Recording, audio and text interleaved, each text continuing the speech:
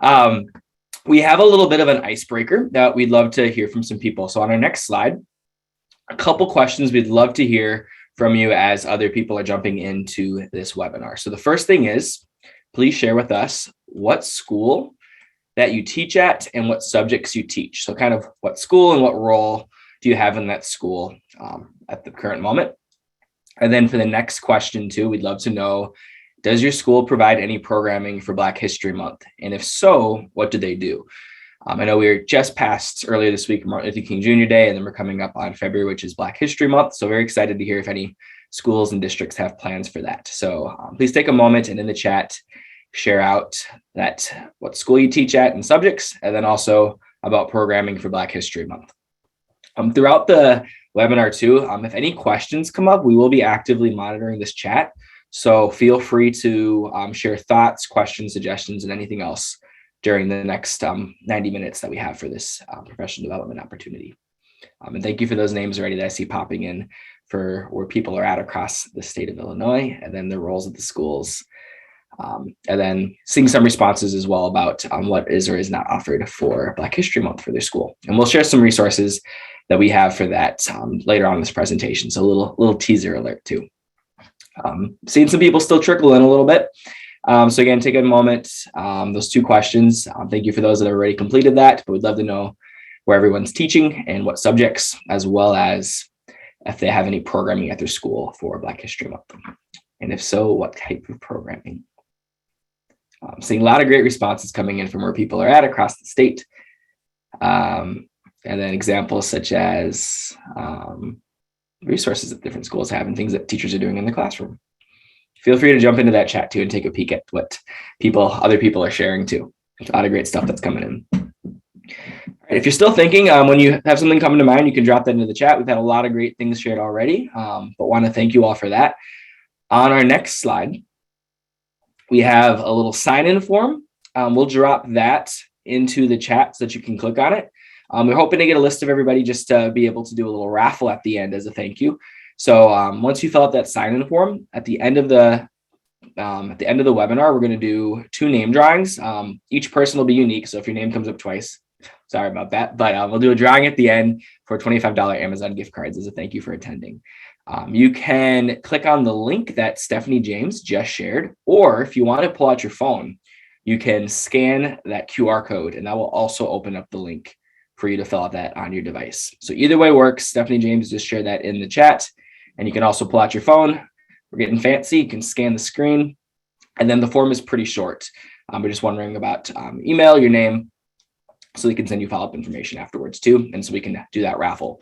Please stick around to the end. We're providing these raffles for people that are present to win. So we will do that at the end of the call, and make sure you're here so that we can get that to you afterwards as well. But we are doing a must be present to win. All right. So while you're filling out that form, either by scanning it or by clicking on that link that my colleague Stephanie James shared in the chat, we're going to go on to our next one, which is just some introductions so you can know who on the team is presenting and sharing. So I'll do myself real quick since I'm talking already. My name is Jonathan Filzen. I am your neighbor to the west. So I'm actually in Minneapolis, Minnesota. And it's also cold here. It's looking like it's 9 degrees and dropping. So I'm with you if you're in a cold place. And a little bit of experience. I've been at EverFi. This is my 3rd school year. Prior to that, I worked at a statewide nonprofit, and I was a middle school teacher prior to that. So that was my introduction to education. Still love working and volunteering with middle school students. They are the most interesting, I think, but exciting group that you can teach for 6th, 7th, and 8th grade. But very excited to be here today. I work with some of our larger districts and our relationships with those across the Midwest, from Illinois all the way over to Idaho and down to Kansas. All right. Do we want to have a moment? I know we have a couple other people that are on our Illinois team. So I know, can I maybe Rachel share a little bit too from herself? Hey everyone, Rachel Henry here. Also on the EverFi Illinois team. I'm actually out in Dubuque, so a bit west as well, but support across the western side of the state of Illinois, as well as the state of Iowa. This is my 4th school year. um, here at EverFi. And then previously, I taught in Dallas Independent School District. I'm from Texas originally, so you may hear a little bit of my accent coming through. And then also, I worked in higher education too before joining EverFi. So super excited to be here with you. I know we also have Stephanie as well, who's here in the Midwest. I know she's helping monitor our chat. But Stephanie, I don't know if you want to introduce yourself, and then we'll also hand it off to Caitlin. Sure. Hi, guys. Real quick, my name is Stephanie James. I am in Wentzville, Missouri, so just outside of St. Louis. I cover the eastern side of Missouri and southern Illinois. So I take care of teachers mostly south of Springfield. So hopefully I've got some of you guys in there. I'm a former educator myself. I used to teach 5th and 6th grade before coming to EverFi, and now I have a great job helping out teachers like yourself. So I'm excited to have you all here today. Beautiful. And then I'll introduce myself. Good afternoon, everyone. I'm Caitlin Gales, the DEI program manager here at EverFi. I am hailing from Denver, Colorado, so also quite chilly, but not as cold as some of you all are facing. I've been with the company for about 3 years. I started off as an implementation specialist, so working with educators all throughout the state of Colorado, and then transitioned fully into a DEI role about a year ago. And prior to this, I worked in higher education. So very happy to be with you all today.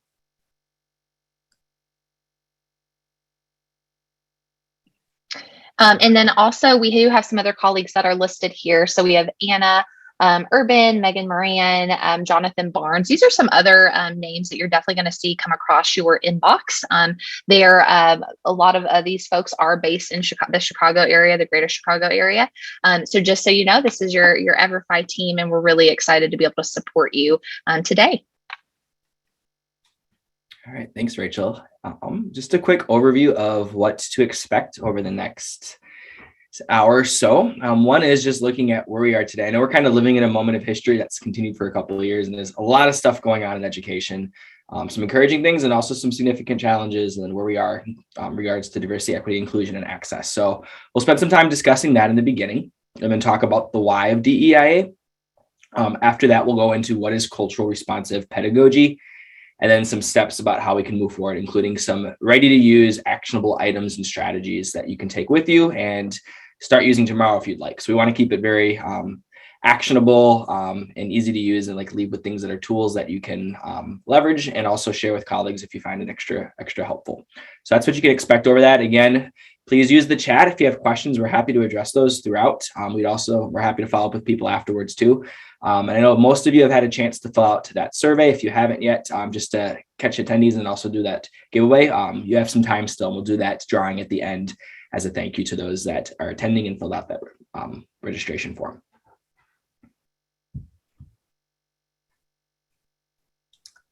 All right. So I will establish some context on where we are, right?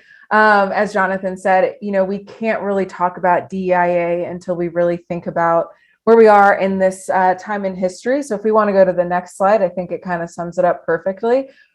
It feels a bit chaotic, right? We are in unprecedented times. It feels pretty much constantly.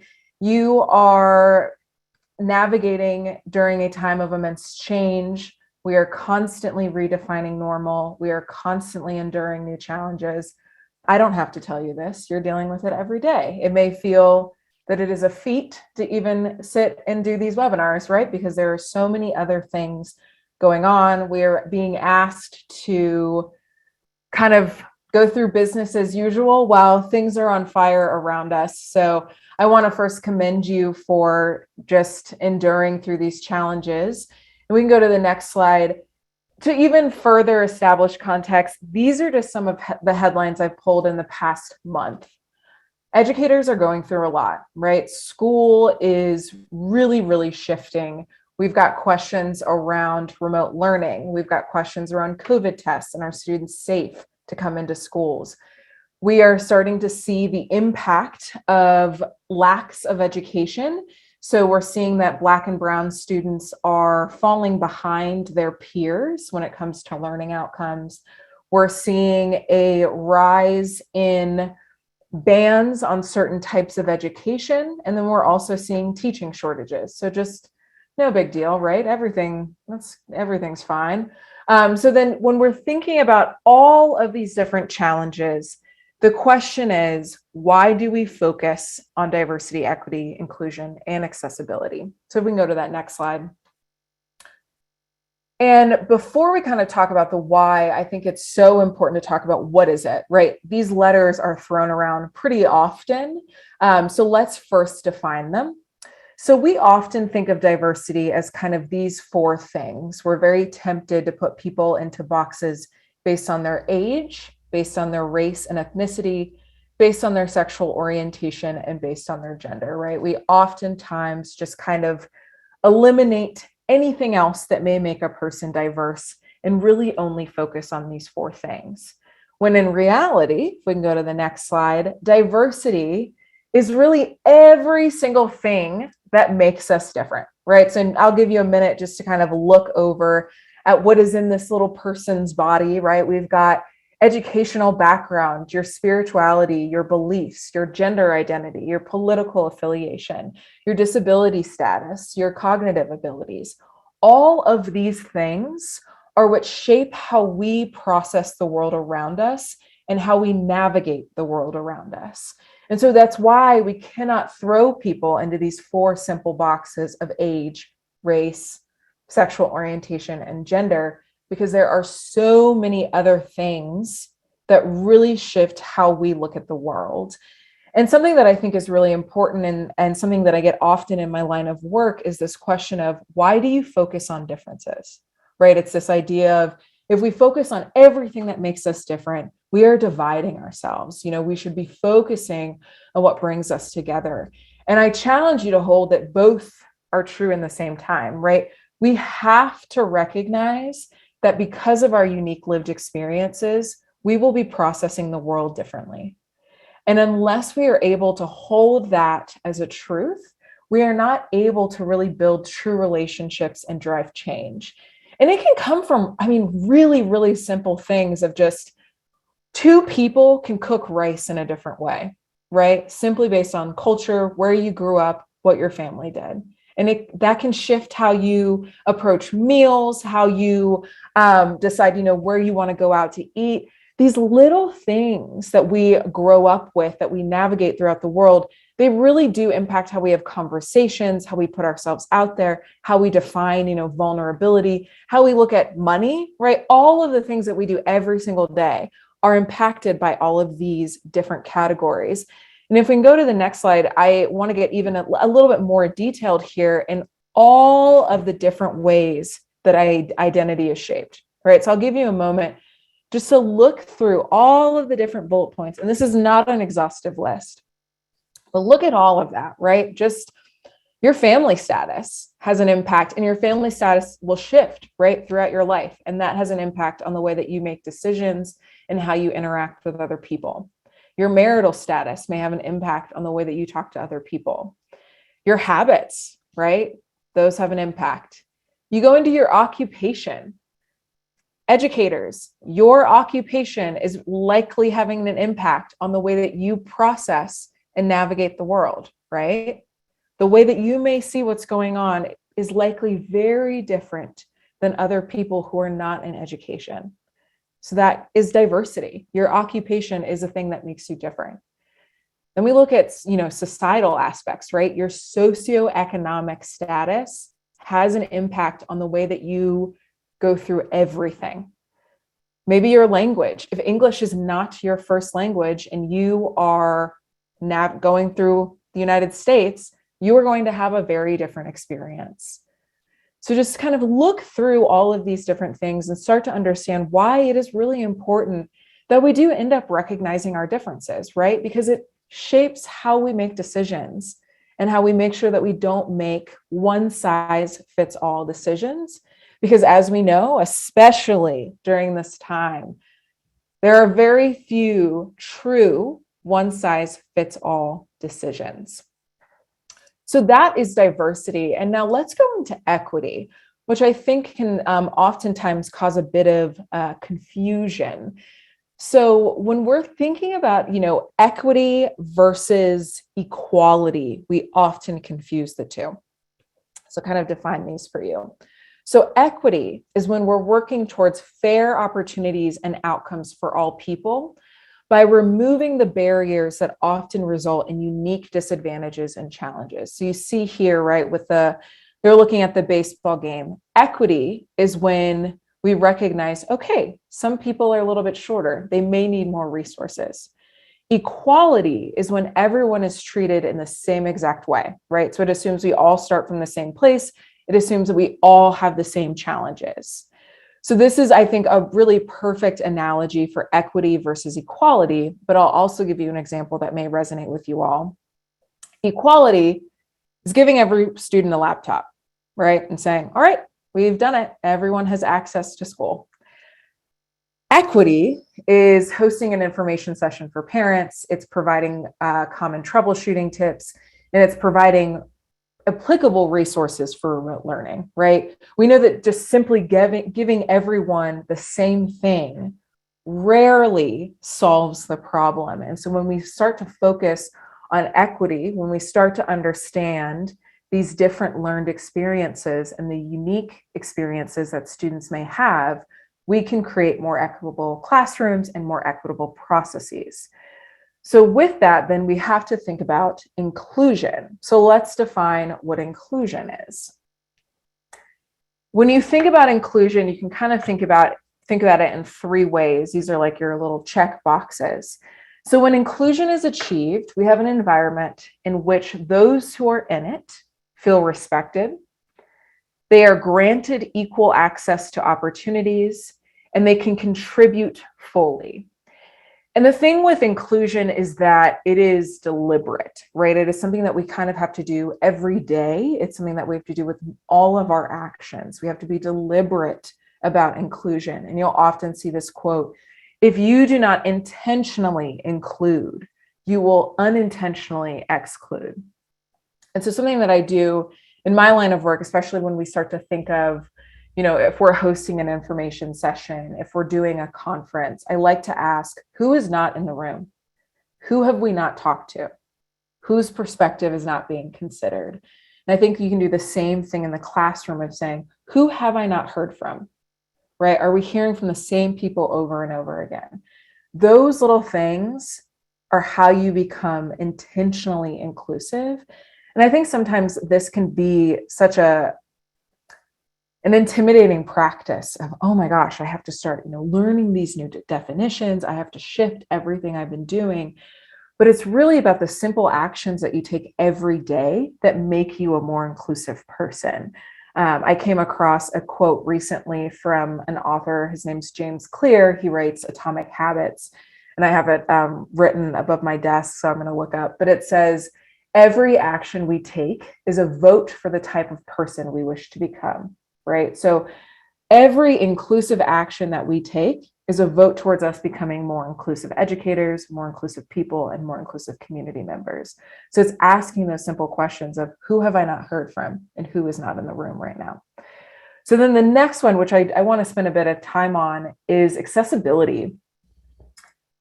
The A often gets dropped in DEI, right? We often forget about accessibility. What accessibility is enabling people with disabilities to participate in everyday life. And it includes making sure that people who are disabled can access physical spaces, products, and services. I like to personally add into this definition with dignity, right? We are not requesting that these people jump through a million hoops in order to have the same things that able-bodied people have, right? And so it's making sure that they can really thrive in their environments and they have the things that they need in order to do so. And it's interesting, we're in a time where I think this is going to be a bigger level of consideration. So 70% of disabilities are invisible. And oftentimes, even in our marketing, right, it's very much, you see the person with a wheelchair or the person with some sort of mobility aid. And that's kind of what we oftentimes think about when we're thinking about someone who may have accessibility needs. But when you realize that 70% of people have an invisible disability, they look able-bodied, whatever that means, you have to realize that you need to design your curriculum, you need to design your classrooms, keeping in mind of that invisible disability, because it goes back to the old saying of you don't really know what people are dealing with, right? We don't know what's going on behind closed doors. And I've got a more personal story about this. So my very best friend, I've known her for over a decade. We went to college together. Our senior year of college, she was diagnosed with lupus, and lupus is an autoimmune disorder, and it attacks a variety of different parts of the body. For her, it attacked her joints. But on the outside, she looked like a young, thriving college student. And so we are on spring break, right? We're walking around, and she had started to get a flare-up, because at the time we didn't know that the sun caused flare-ups for her.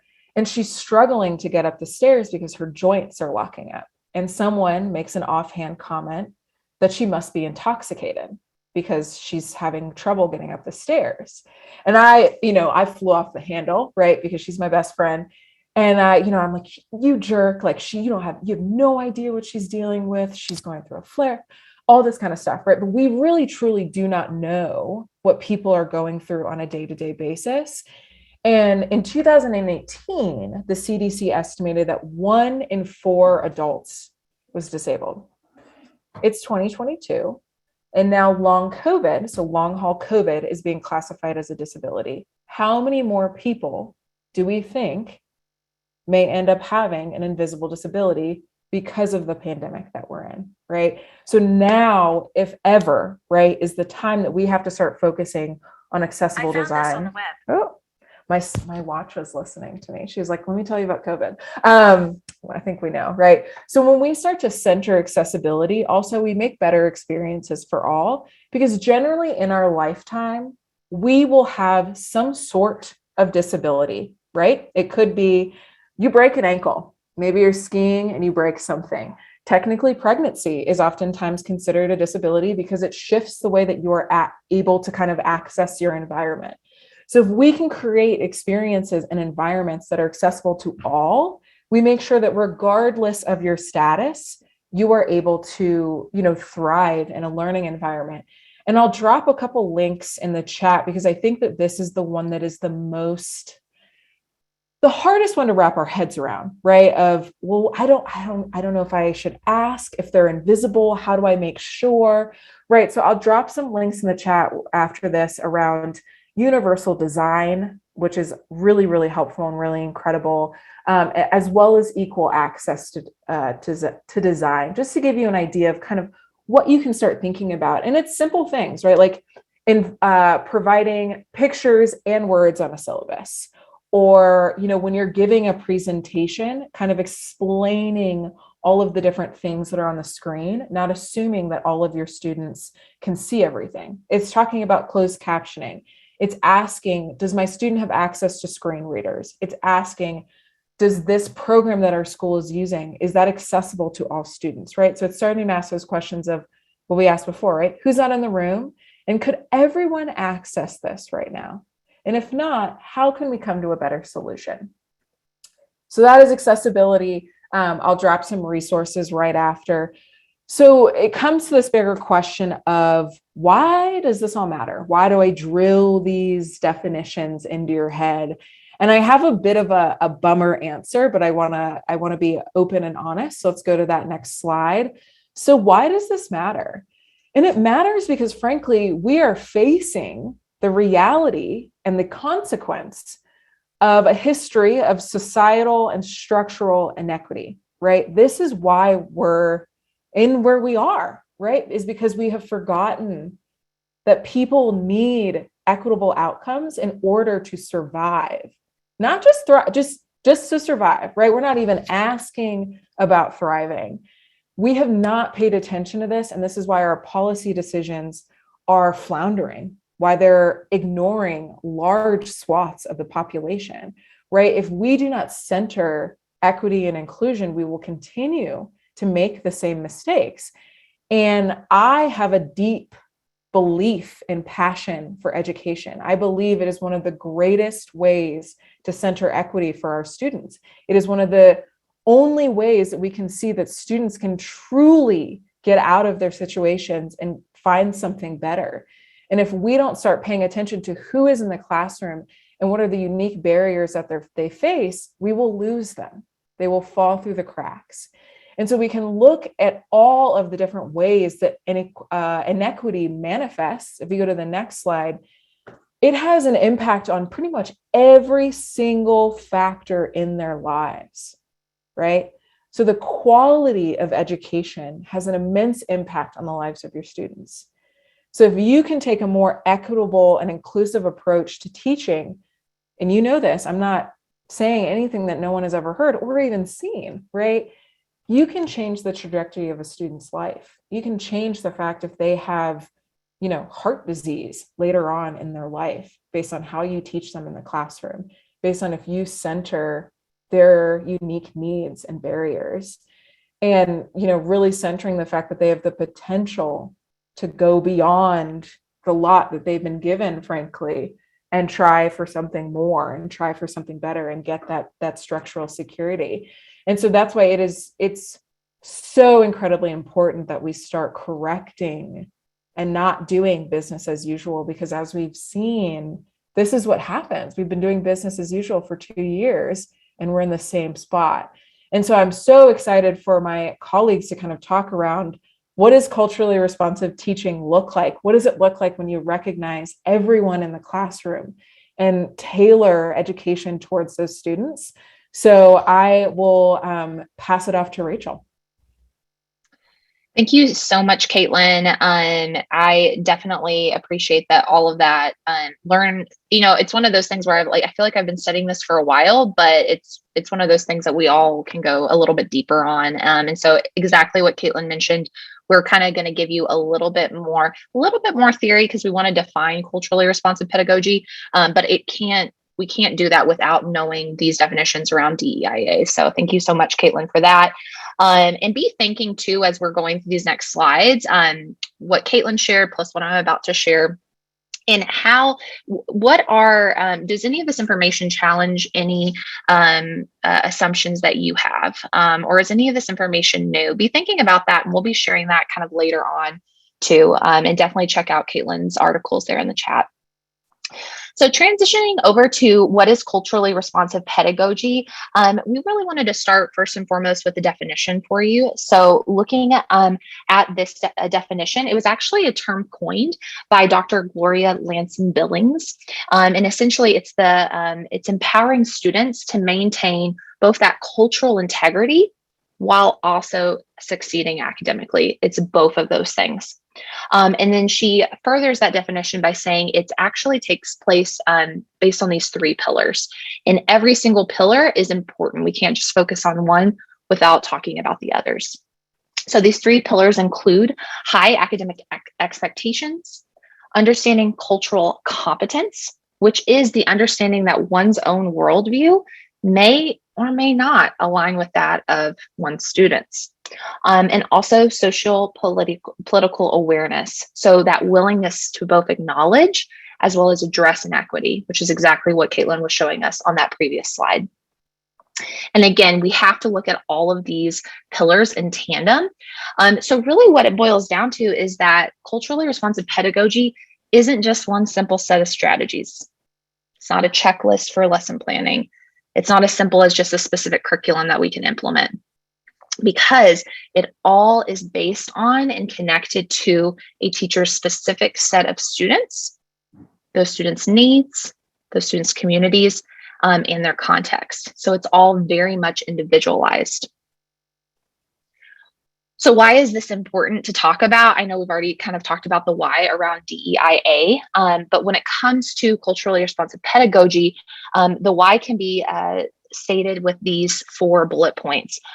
So first and foremost, it strengthens students' sense of identity, right? This is huge. We want to be doing that work.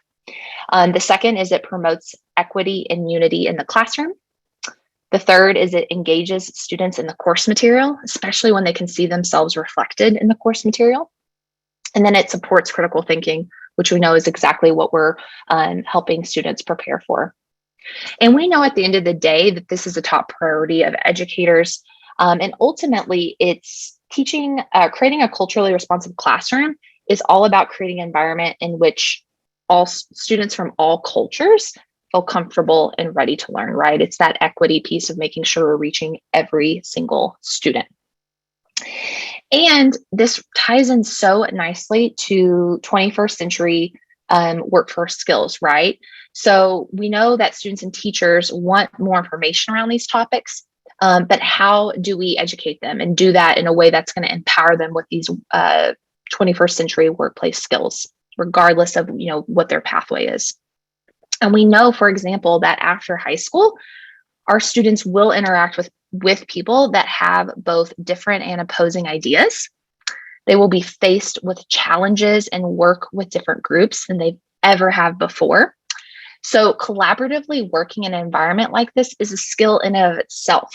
And it's imperative that as educators, we help students develop those skills now.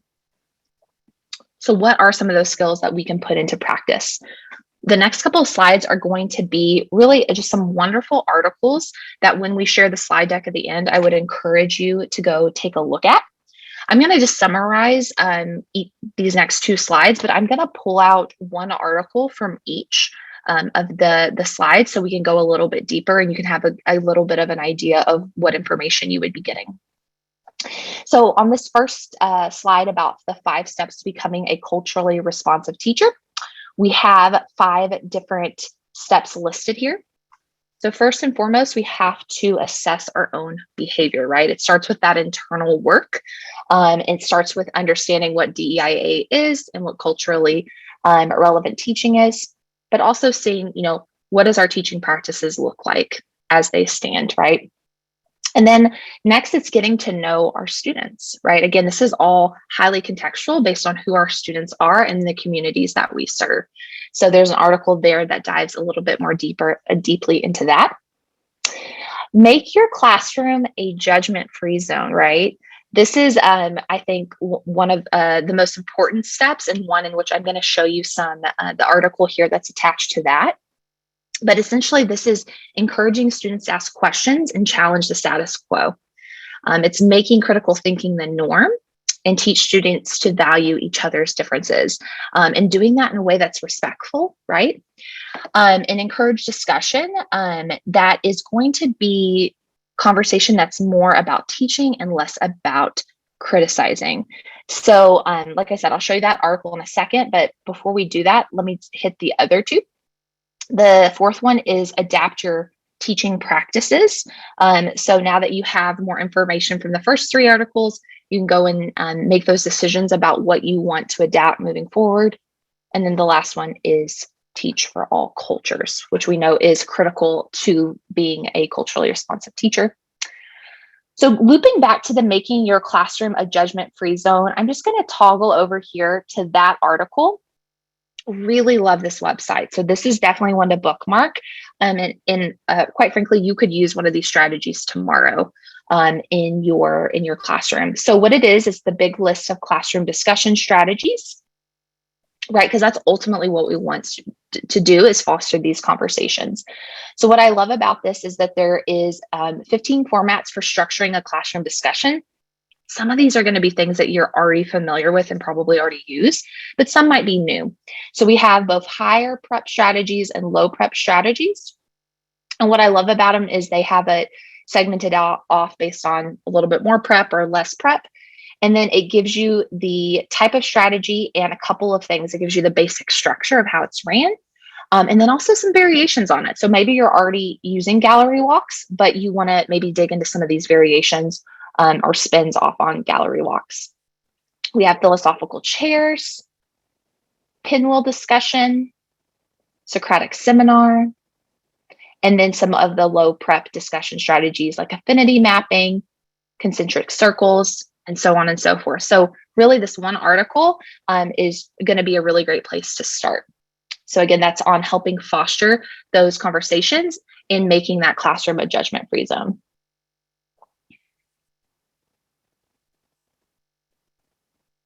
Some more strategies are on this next slide. It kind of looks similar to the one I just showed, but it is a separate slide.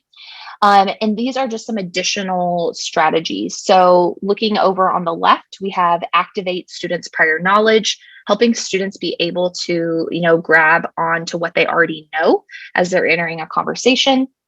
Has some strategies about that. Making learning more contextual. Next to that, we have encourage students to leverage their cultural capital. I'm going to come back to that one in a second because that's one I want to dig a little bit deeper.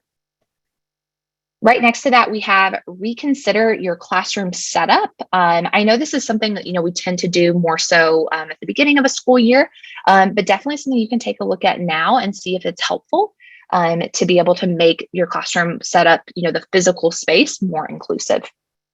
And then last but not least, building relationships, which we know is huge. And I think that article actually digs more deeply into when you're trying to build relationships during a remote learning environment, which we know can be really challenging.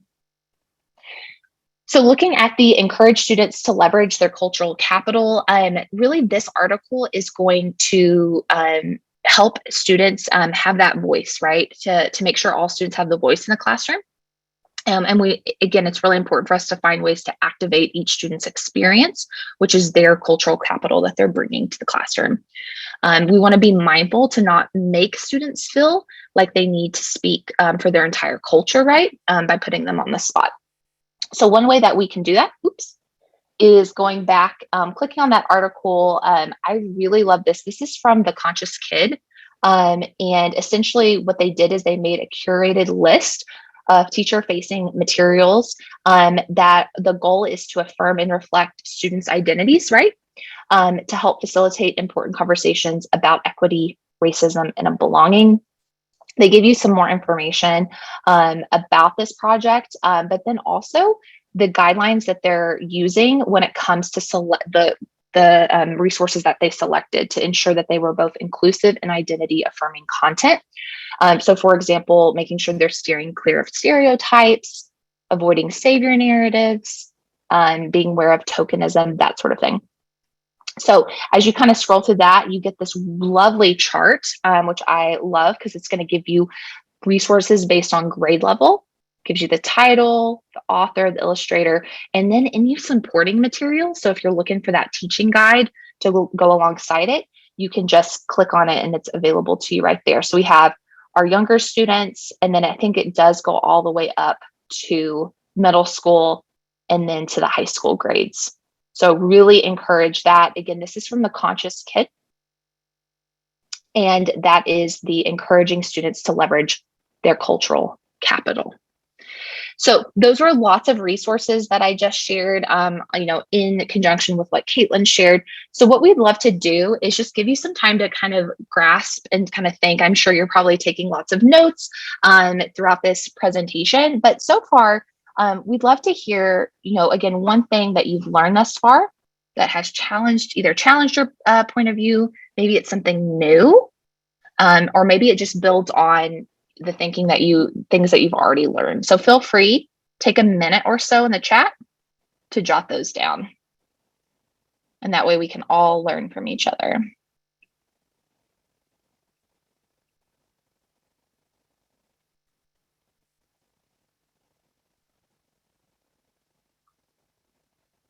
Yeah, I totally agree. I think the definitions are really important to understand.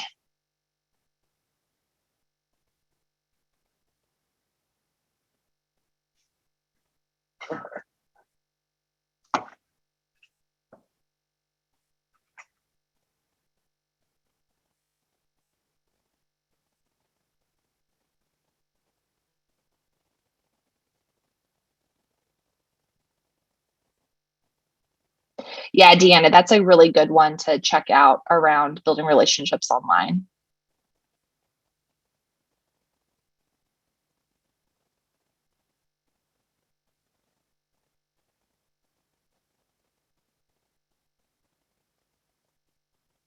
Yeah, really appreciate everything that y'all are typing in here.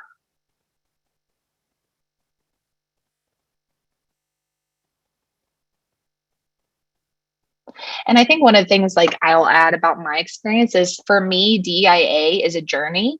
I feel like everything I learn, I realize how much I don't know, which I think is really humbling, but also a really great place to be. So I know someone had mentioned I never heard of DEIA before. I know some folks have. Maybe you've gone to these types of trainings. Just know that it's a learning process for us, right? I know we're talking about how to support our students, but a lot of this is a lot of our own internal work that we're doing, and quite frankly, we can do until to the end of our lives. It's so important.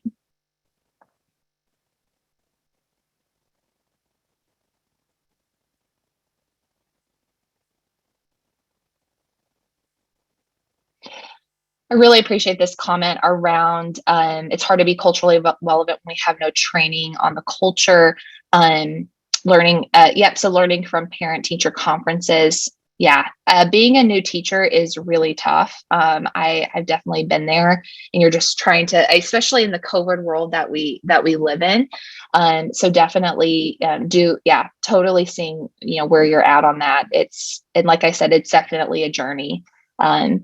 So something we're always going to learn. Hopefully every year, right, we get just a little bit better at it. Well, thank you all so much for putting those in the chat. And like I said, we want to make sure that we give you some more direction on how do we move forward. A lot of this has been kind of theoretical or a little bit of, a few strategies, but we want to give you kind of those tangible pieces that you can, get started with tomorrow as well. So I'm going to pass this off to my colleague, Jonathan, and we'll go from there. Thank you so much, Rachel. And thank you everyone for sharing takeaways so far. It's really exciting to hear kind of what's resonating with people, what's new, what's things that they're thinking deeper about. Also, we're about the midway point through this webinar. So we're going to share again, as Rachel mentioned, some very concrete strategies, things that you could do with students tomorrow, as well as some of the background behind these resources. If you could jump forward to the next slide, I would encourage you to do two things. So one, we are at the midway point. So I've always remembered like taking deep breaths is something I don't do enough throughout the day. So if you want to take a moment and just like take a couple large deep breaths, exhale. If you've been sitting slouched over or something, maybe taking a second to like get up and move around a little bit. I personally have a hard time sitting through anything that's an hour or longer. So I just like to move and like remind myself to breathe. So again, we're about the halfway point, but do whatever you need to do. Maybe grab a quick glass of water.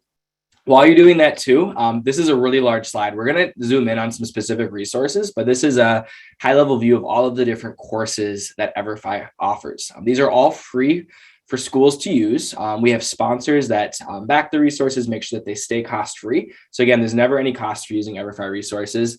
And this toolkit or suite of resources is always growing. We will specifically go into some of our DEI resources in the next few slides, but again, encourage you, look at that. Think about some things that stand out to you. We're going to explicitly talk about some of the courses, including on the right side, you'll see BINA and then the 2306 resources. We will zoom in on those. But if you are curious about anything else, want to set up a follow-up meeting, or maybe you have a colleague or a curriculum administrator at your school that could benefit from any of these tools, feel free to reach out to us afterwards as well. And we'd be happy to meet with you, schedule a quick 15-minute meeting, meet with your team, whatever is most helpful. So two things, take a second, maybe jot down a couple of these tools that align with what you're teaching and what could be helpful in the coming weeks.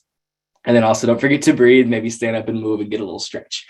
I'm standing up right now because again, it could be sitting down for a little while can kind of drain us. So that's the full course list. I'm going to give you a little bit of a background around behind EverFi's resources on this next slide too. So again, we're a national organization. We offer cost-free programming for schools. And we partner with subject matter experts across the country to make sure that these resources are intelligently designed, that they are covering content that's critical for students. So on this next slide, if you're able to jump ahead, Rachel, it will be perfect. Awesome. Show you some of the key people. This isn't an all-inclusive list. There's more than just these people, but these are some examples of people that have partnered with EverFi. Again, not EverFi employees, but ones that have come alongside us that are leaders in their own field that help us develop these courses to really help prepare students for the world and also how to be good citizens, good classmates, and how to grow and be healthy. We use kind of there's an organization called SAMHSA, and they have the models 8 dimensions of wellness. So a lot of those things kind of go into the courses: how to be financially healthy, how to be social and emotionally healthy, and how to be in a way spiritual healthy and physically healthy, all these different ways. But looking at some of these Subject matter experts, you'll see on the far left, Dr. Larry Rosen, who is the professor emeritus in pastoral psychology, helped develop our courses. Jamie P. Cloud with one of our sustainability resources. We'll talk about the 306 courses. And Dr. Claiborne Carson worked hand in hand with EverFi to develop the 306 Classic course. We worked with the ADL for the BNOC course. And then we have a vaping and substance abuse prevention resource called Vaping Know the Truth, and definitely leveraged the Truth Initiative alongside that. So again, some of those people, that it's not an all-inclusive list. And if you're curious about other subject matter experts that EverFi has partnered with to bring these resources to schools across the country, we'd be happy to continue that conversation too. Right. And then kind of on the topic of diversity, equity, inclusion, and access, this is just a little bit in the background of what goes into the development of the EverFi tools. You could call them tools, courses, modules, the resources that we provide for teachers to use with their students. So one big thing that we want to make sure to be really intentional about is character design. That includes having a diverse representation of characters through different skin tones, hair textures, body shapes, jobs, even down to the clothing that can represent different socioeconomic classes. Really making sure that students can feel at home in the courses that they work through and that it relates directly to them. Another way we approach that is through the narrative approach of having varied career experiences and the stories that are told in our lessons, a mixture of rural, suburban, and urban backgrounds, and also helping students understand that mistakes don't mean failure. Usually a mistake is something that stays with you, that a learning experience that really is a lesson that kind of resonates deeply. So the different characters and the narratives to the lessons that we have, they might make mistakes, they might get tripped up on things, but we always have takeaways and things about how this can help you improve and grow and be better. So really helping students understand you're going to have mistakes in life, and those things can actually be helpful as you do your own development. And then on that last period, you can see the additional considerations, things like avoiding idioms, having users test it from a variety of backgrounds, having Spanish translation. I know we had some Spanish teachers on this too. So most of our courses are available in Spanish, and with new release courses, we're making sure those are too. And then accessibility testing. And I'll talk a little bit more about accessibility in a couple slides. But these are all things that we're very intentional about when we develop these courses to make sure that they're helpful and useful for the teachers and students that use them across the country and outside of the United States. And this next slide has a fun little story. Just so we call them implementation specialists. They're the people that work across the country, the kind of the boots on the ground, helping make sure that teachers have the support that they need. A lot of people we have at EverFi are happy to jump on a phone call with you virtually, or when it's appropriate in person, visit the classroom to help people get started. And this is a quick story from our Kentucky implementation specialist. So they were sharing some feedback that they got from the classroom that they worked with. So I'll just read it real quick. You can read it yourself too in your head. But they said that I just wanted to share a quick story from one of my classroom launches this week in Louisville. As a third grader was working on the Compassion Project. I saw someone earlier too that had worked with the Compassion Project. He ripped off his headphones and screamed, "Mrs. Jennings, this character's name is Amir. My name is Amir," with the biggest smile on his face. So really helping students like connect with the content and the material and feeling like, oh, I'm at home here and like this could easily be me, can go a really long way. And that statistic at the bottom talks to that as well too. About 90% of participants in the first book study agreed that individuals are a lot more enthusiastic readers if they have access to books, characters, and stories that are reflective of their own lives. So again, kind of exciting story, just one example of one student in Kentucky, but I think that this is what we aim for in our courses and the development of it and the accessibility of our resources. All right, and excited to hear some of the people that work on the Compassion Project. So speaking of accessibility too, so this next slide has some technical terminology. On the top, it's kind of more general. Again, we develop our courses to be inclusive of all learners, designed to provide empathetic and innovative learning experience, and then also meant to work well on the variety of devices that students are using, from desktops to tablets to mobile devices. So all of that is intentional development of the resource. And then getting in the nitty gritty, some other information about the accessibility of our resources. You may or may not be familiar with these terms, but we build towards WCAG 2.1 level, usability testing, audit performed with VPATs, and other things there too. And again, we have this slide deck later, but if you have other people at your school that are interested about what exact user testing have these courses gone through, this is a great reference slide too.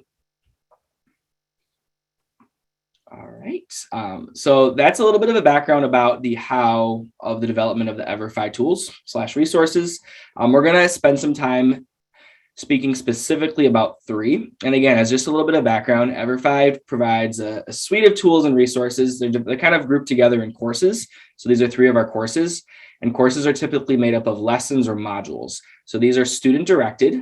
So you set up access, but the students go in there. Typically they have pre and post assessment. So they're self-assessing. So you can hold your students accountable and give them credit for doing that.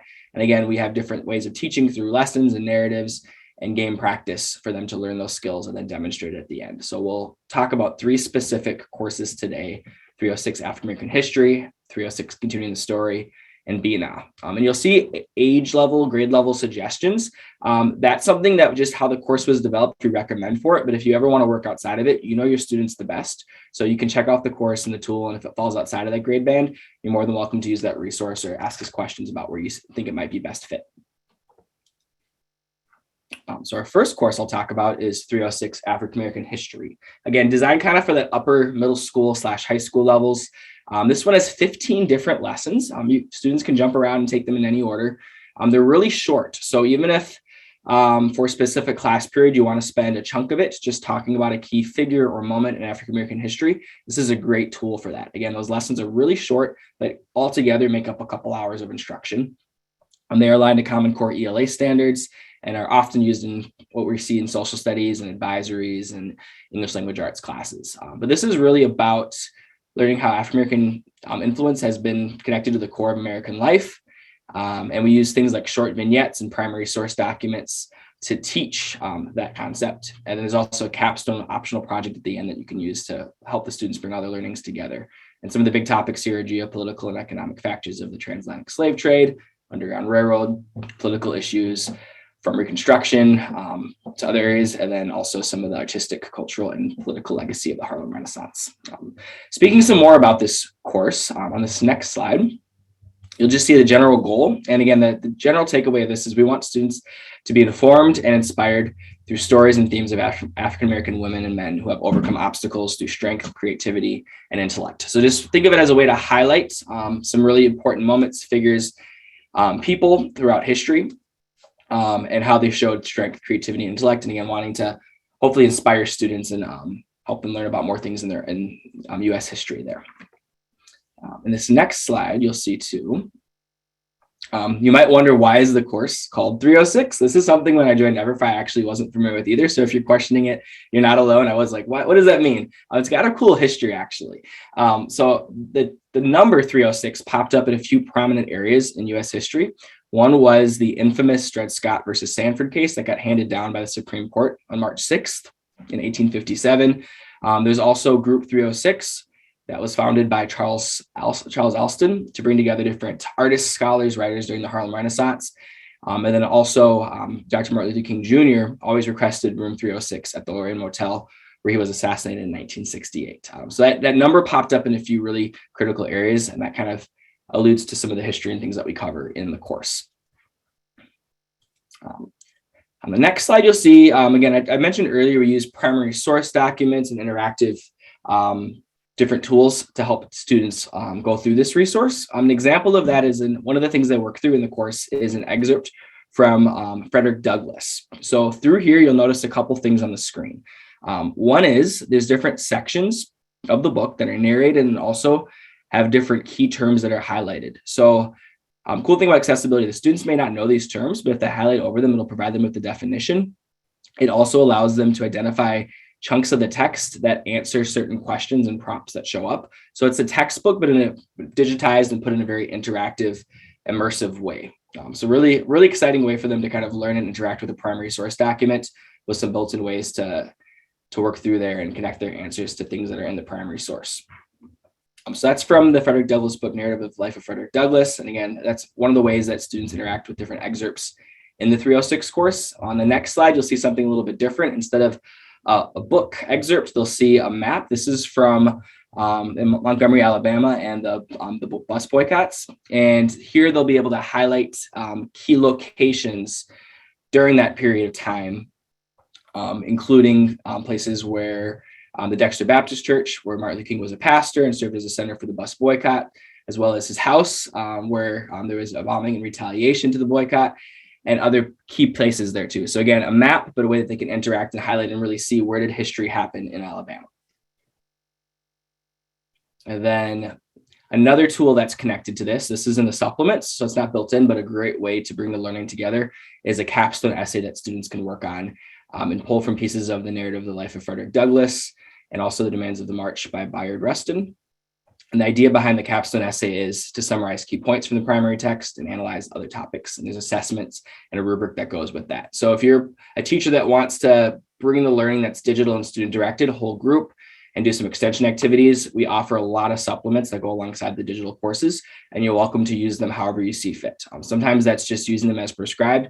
Sometimes that's being inspired by one of the activities or questions and weaving that into your own lesson plan. So it's very flexible. You can use it however you see fit, but we do fully develop it in case you want to use it as prescribed or chunk it out in different areas. Another cool activity, just speaking of different ways you can use this resource, is a timeline activity. This course kind of stops around 1992 or so, but a lot of history has happened since then, as you likely know. So this is a way for students to kind of talk about things that have happened in close to and during their own lifetime. So you can think of the election of the first African-American president. You can think of athletes and social activism and other key things that have happened during their own life, especially in the last couple of years. So great way to kind of connect what's in history to what's happening today and seeing that history is always being written and students are part of that right now. And this kind of helps to make those explicit connections. Whew, all right, so that's the 306 African-American history course. This is kind of the extension part 2 of that. This is a separate course that connects to it, kind of a sister course called 306 Continuing the Story, also designed for that upper middle school / high school levels. You'll notice here, there's not 15 lessons, there's 3 substantive lessons plus an introduction. So the whole course takes just over an hour and these lessons are a little bit longer. But here it's really about highlighting some important pieces of history and looking at the way and the lens of how we view history. So topics are explored in this resource, such as counter storytelling, learning about stories that a lot of us didn't know about growing up, highlighting prominent figures like Black business titans and also Black contributions to medicine. So really making those explicit connections and going a step deeper into that. This is set up a little bit different. There's still interactive modules with quizzes, videos, and activities. We rely on interviews from subject matter experts in this resource. Just like the other 306 that's self-paced, this one's very mobile friendly. But let's look at a little bit deeper into this Continuing the Story resource. So the big takeaway of this one is to inform and inspire today's students, similar to the 306 Classic. Also empower them through counter storytelling of the Black perspective across generations, helping students know that it's not a single story. There's a lot of different people and their impact is varied across US history. Elevate history as a lens to understand what's going on today. It's probably my favorite part of the course is they can look at things that have happened in the past and make connections to what's happening today. Explicitly draws it out for them and helps them make additional connections. And also transforming students' perception of the world around them and then the agency that they have to be an impact on it too. So you'll notice those are the 3 lessons plus that introduction in the beginning. There's a description of each of those here. And again, we're going to share these slides with you afterwards. So if you want to kind of look back at that closely, we'll also show you how to get access to all of these. So if you'd like, you'll have everything you need to, if you wanted to start with one of these lessons tomorrow, you'll be all set to go by the end of our presentation today. But again, that's a little summary about untold stories, Black business titans, and Black contributions to medicine. Those 3 can be taken in any order. So if you just want to pull one of these lessons out for an activity, that's fine. We do have the introduction that happens before any of those 3 lessons, and that's kind of to lay the groundwork for the students about what the course is covering. After they finish that, though, they can jump around and take one of them or all 3 of them. All right. And again, I mentioned that there are some video interviews that the students hear from for briefly in each of those lessons. So those are some of the people that contributed to those to help develop the course. Again, outside of EverFi, but a lot of times community and subject matter experts that were leaning on their expertise to make an impactful resource for classrooms. I'm very proud to have those people in partnership. All right, those were the 2 306 African-American history courses. I know Rachel's up next. She's going to share a little bit about our BNA course about preventing anti-Semitism and hate. Thank you so much, Jonathan. And yes, if you're just wanting to get access and take a look at these, don't worry, it's coming. In the last half hour, we'll make sure you can go in and actually demo these resources. But I did want to conclude with talking about BNOT. And then I know we have some folks here too that are more on the elementary side. We're going to talk about some SEL resources because we can't talk about DEIA without talking about SEL. So we'll point out those as well. And those are going to include some of those elementary resources as well. So don't worry, we do have things for you too. So talking about BNOT, just so you know, it is a word in Hebrew that means understanding. And it's also the acronym Building Insights to Navigate Anti-Semitism and Hate. So really the goal of this program is to prevent anti-Semitism and prevent hate in general. And it's to promote also understanding for all high school students, which is that kind of the primary target audience.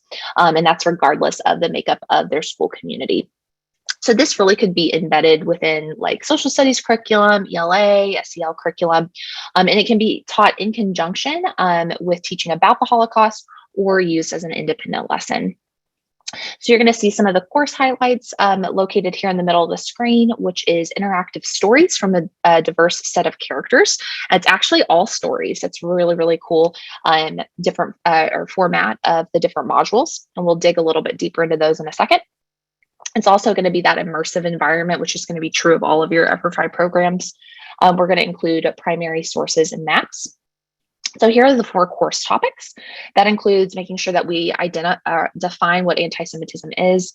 We're going to look at anti-Semitic acts, both historically, but also that modern day context. It'll also talk about discrimination and social intolerance. And then finally, it's going to end on allyship and how do we move forward. This one is a little bit shorter as well. It's about 4 lessons at 15 minutes each. Of course, that's the digital piece. And there's also those extension lessons as well, which is true of all of our programs, both the online modules that students go through, but also those extension whole group lessons. So our philosophy here is to first and foremost educate about the complexity of anti-Semitism and really motivate students to act like global citizens. We're going to be giving them a lot of different stories globally as well from a Jewish perspective in this program. We want to make sure we're also elevating history as a lens to understand current events. That's very similar to our 306 courses on African American history. We're looking at using that historical lens to understand our modern context. And then finally, really to transform students' perceptions of the world around them so that they can take that positive action and be allies. Here is just a summary of the different modules in this program. So we're going to start with the early story, which is where students learn about the history of Jewish immigration and anti-Semitism with a focus on how it's persisted throughout many communities and via multiple facets of society. The second module is on modern Jewish life. So helping students understand that the Jewish community is made up of many types of people, is in no way monolithic, and know that all Jews have different and have their own perspective on current events. Then the third module is looking at the impact of anti-Semitism. And students are actually going to develop a response to an instance of anti-Semitism by applying the prior knowledge about the broader Jewish community and identifying how language can incite fear for Jews. And then finally, we have being an ally, and that's where students will explore how Jewish people may look for help from allies and what it means to be an ally to the Jewish community, as well as other examples of bias or discrimination. So definitely very immersive. They're going to be hearing these stories, but also they're going to be participating in and being able to explore and develop these different responses. So it's very much interactive. So one of the things I wanted to point out as one of the activities that students will go through is learning about the pyramid of hate. So just like Jonathan pointed out, we did work in partnership with the Anti-Defamation League when we developed this resource. And I actually linked a PDF in the notes section of this presentation when you get access to it that digs a little bit deeper into the pyramid of hate. But what it's basically showing students here through kind of this GIF that you're seeing is how the pyramid of hate is formed. So looking at the very bottom where you see biased attitudes, and then looking at the very top where you see genocide, and then understanding what is that connection piece between the two. and understanding what that complexity, that growing complexity is, and bias behaviors from the bottom to the top, and how we don't get to the top without the structure at the bottom, and understanding how behaviors at each level negatively impact individuals and groups. As one moves up the pyramid, those behaviors become more life-threatening, have more life-threatening consequences. And so ultimately, if people or institutions treat behaviors on the lower levels as acceptable or normal, it results in behaviors at the next level becoming more accepted. So we really want to make sure that students have these types of knowledge, so they really understand how, we can arrive at something as hateful as genocide. So that is the BNOD course. Really hope that you'll take a look at that when you get access to it, as well as, of course, the 306 African American history resources. But wanted to make sure, too, that we tie this into social emotional learning, which we know is really important. So looking at some of our catalog of SEL resources, we have the Compassion Project, which is at the very top. My colleague Stephanie mentioned in the chat that we just launched our newest Compassion Project resource called Compassion Project Upper Elementary. So the Compassion Project you see here is kind of more for the lower elementary, I would say grades 2, 3, maybe even 4, but then that upper elementary will be grades 4 and 5.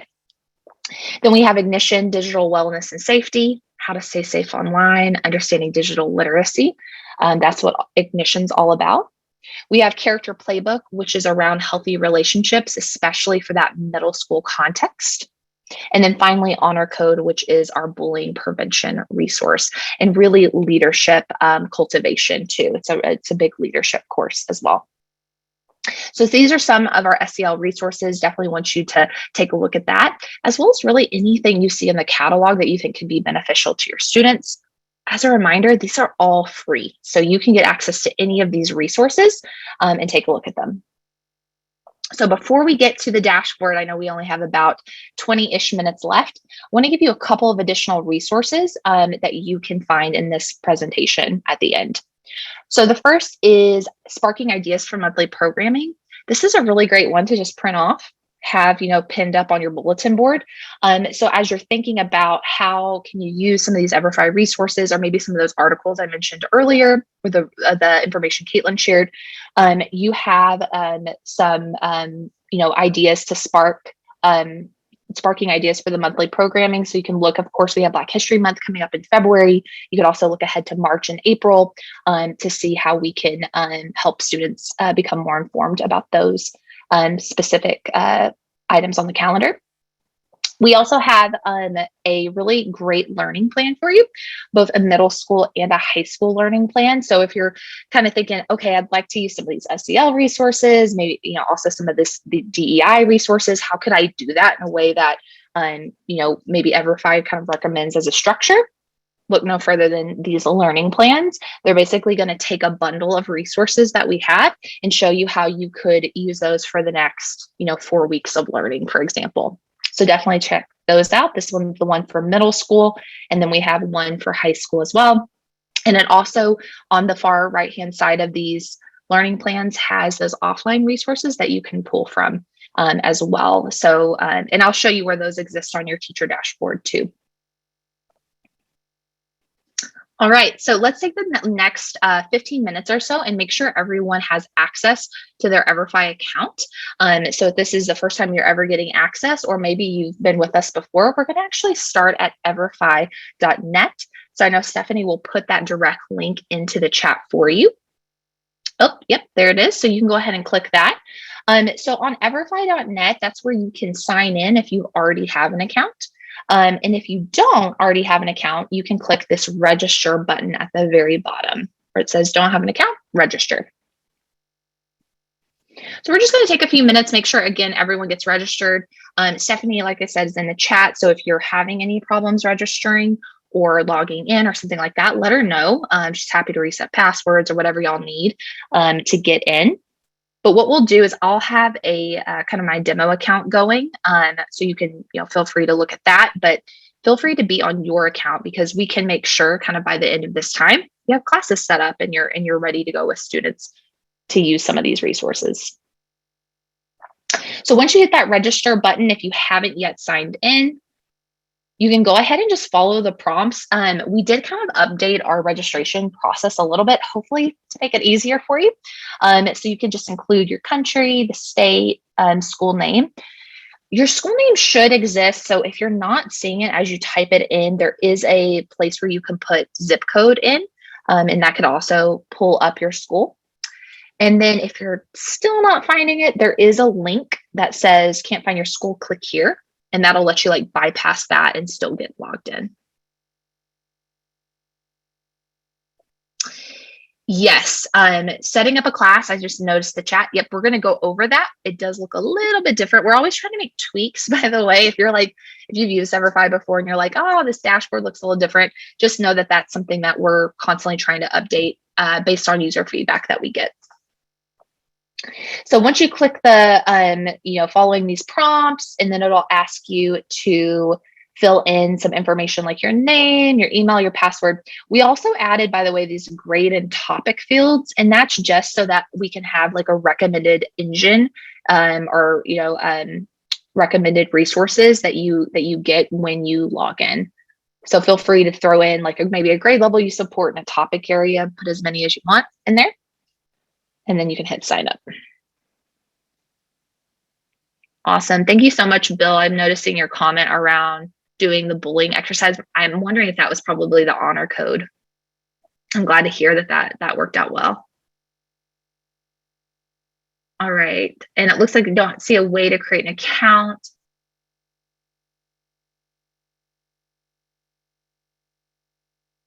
Yeah, Stephanie will get you that link again in case you need that. Now, I will say this, it's possible for you to do all of these to create an account. And what you'll see is that you're getting rerouted to Clever. I don't know if that's impacting anybody on this call, but if you are getting rerouted to Clever and it's not sending you straight to your dashboard, it's actually because your district is integrated with our app, which is awesome. So if that's the case, I know Stephanie will put that link in, which is just the clever.com. So if yours is getting redirected, yep, I'm seeing that. Mrs. Pickering, yep. So again, Stephanie will drop that Clever link in the chat. If you actually have your Clever bookmarked somewhere in your system, I know a lot of districts do that, you can click on that. But the clever.com will allow you can go, I think it defaults to log in as a student, but then you can change it in the drop down to teacher. And then you just search for your school and it'll take you there. If you're thinking, okay, I know our district uses Clever. I didn't know Everfi was available as an app. And you want to get that integrated, we'd love to help you set that up. So you're going to want to contact our colleague who's actually not on this call. His name is Jonathan Barnes. He's going to be your best point of contact to get that set up. And Stephanie will put his email in the chat for you. Feel free to shoot him an email if you're like, hey, this would be awesome. Benefits to Clever, by the way, if you currently don't use Everfi through Clever, is that students don't have to have a separate Everfi account. That's what's really nice about it. So there's no like resetting passwords. If you've been an Everfi teacher user, you know that's kind of like the big issue there is having to reset passwords or give students class codes. There's none of that. But the good news is the dashboard does look the same. Doesn't matter if you're in Clever or not. So what I'm about to show you will look the same for each group. Yeah, thanks so much, Jonathan, too. I know he's sending in another link too for non-Clever teachers. So I know that's a lot. If you're like, I don't know what Clever is or we don't use it, don't worry. You can just continue to access through everfi.net. So keep putting your questions in the chat. I'm going to continue on just based on the amount of time we have, but we do want to make sure you can get in. So just know Jonathan and Stephanie are there to help you. So feel free to ping them, direct message them or put it in the chat and they'll make sure you can get in. Oh, yep. And here are the districts that are synced with Clever for Everfi. So if you're seeing your district on this list, then it's a good chance you're probably getting rerouted to Clever. And just as a note for CPS, educators, that's going to only include network 1 through 17 schools, none of like the charter or the independent schools. Perfect. All right, so let's go ahead and talk about your teacher dashboard. So for some of y'all, some of the folks on this call, this is going to be kind of a review, but if it's your first time seeing it, I want to make sure to go over all the different features. So when you get into your account, if you signed in or if you just signed up, you're going to be taken to your homepage. This is where any of the resources that you currently use or that were recommended to you when you registered will live.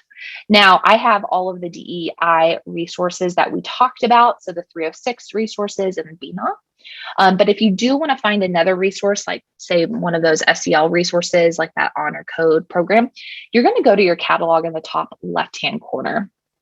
The catalog button is essentially that same where you're going to find all your resources. It's that same slide that Jonathan showed that had like the chart with everything. Everything lives here. Just so you know. So we have this broken down by different topic areas. So we have featured courses at the top.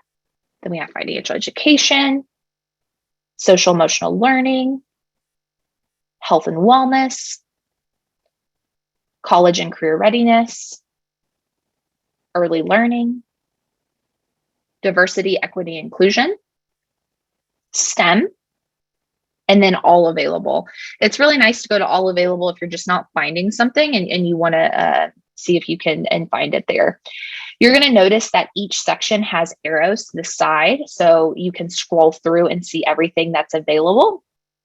So if you go to the diversity, equity, and inclusion section, you'll see BNA, 306, continuing the story, and 306, African American history. There are 3 buttons on every single course. So the first one is create class, then there's view course, and then there's resources.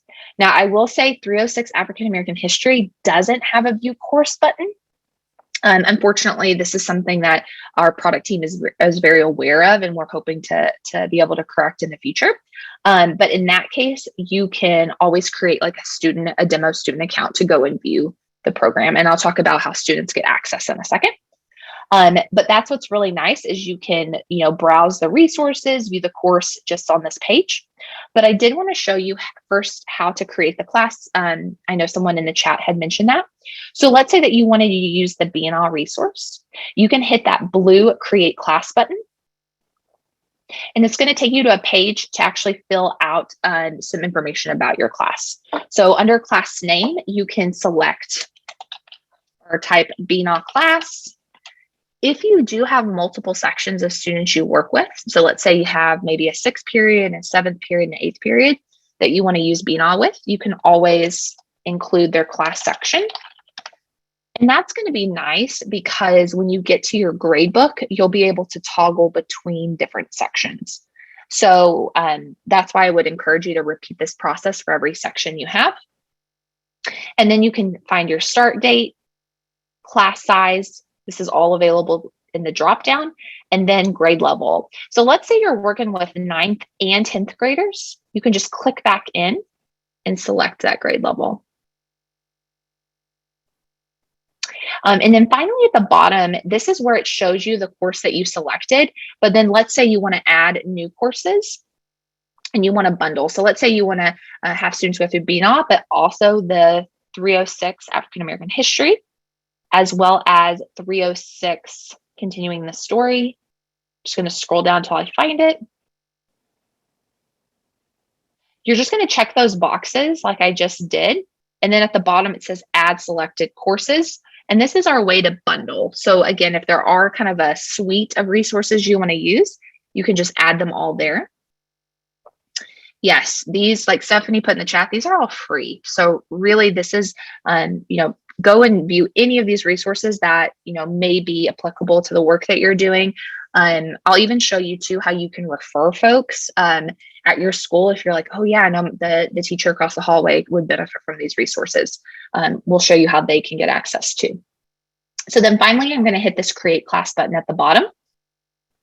And what that's going to do for my teachers that are not using through Clever is it's going to give you a class code as well as the website that students go to create their accounts.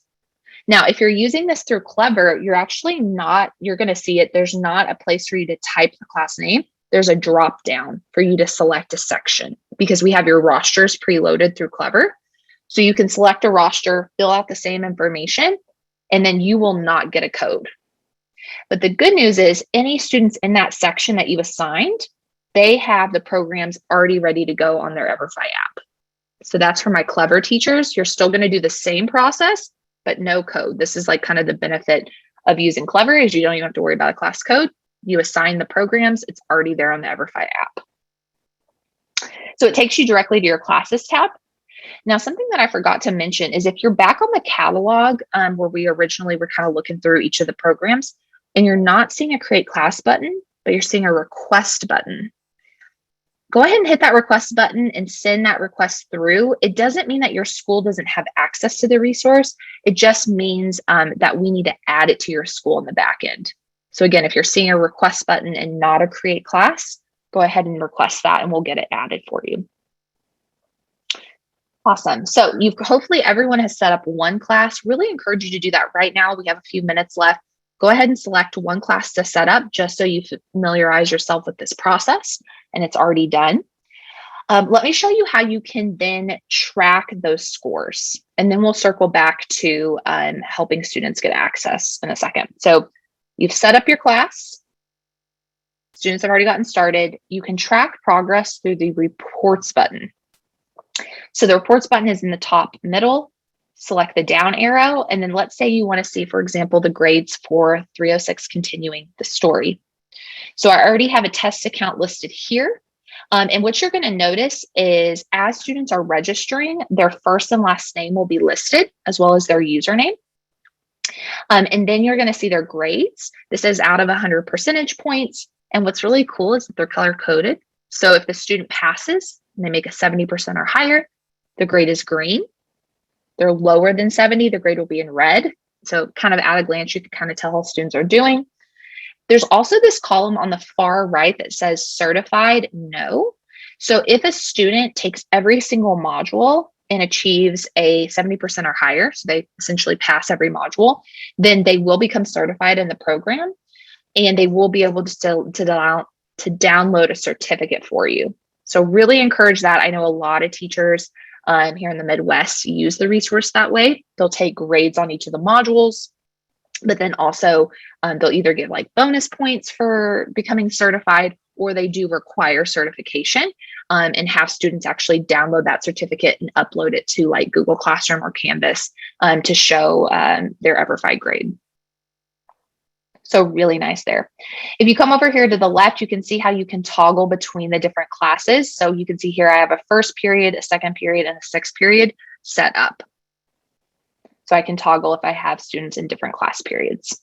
That's what's kind of nice about setting up different classes. All right. So we're going to bump back here to courses. A couple more things I want to show you. So once you set up a class, that program by default comes to your homepage. But you also see the same three buttons: create class, view course, resources. View course is exactly what you think. You're going to see the program just like a student would see it.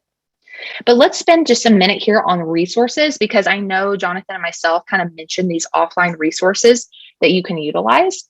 So that's available through this resources button. What I love about the resources is basically anything that you would need to implement the course is available here. So we have answer keys already ready for you for those multiple choice assessments. We have planning resources. Maybe you just want to get a better understanding of like, what are the learning objectives in each of these modules? The course outlines, you can come in and just at a glance, get a sense of what's being taught in the course. So really helpful for you. And then if you go down here to lessons and activities, this is where I just like love that we can continue the learning for students. So after they go through those modules by themselves, having them circle back and discuss with their peers, we have built-in discussion guides for you. So if you have students go through that counter stories module, then you can pull in these questions, discussion questions, and then maybe, you know, that discussion strategies lists I mentioned at the beginning. You can pull from that and use those different discussion strategies with the questions we have here for you. So really great. It's all done for you, including lesson plans too. So Black Women of the Movement, you can pull this lesson plan and it's already ready for you to go. These are the offline lessons that are, again, meant to be done whole group.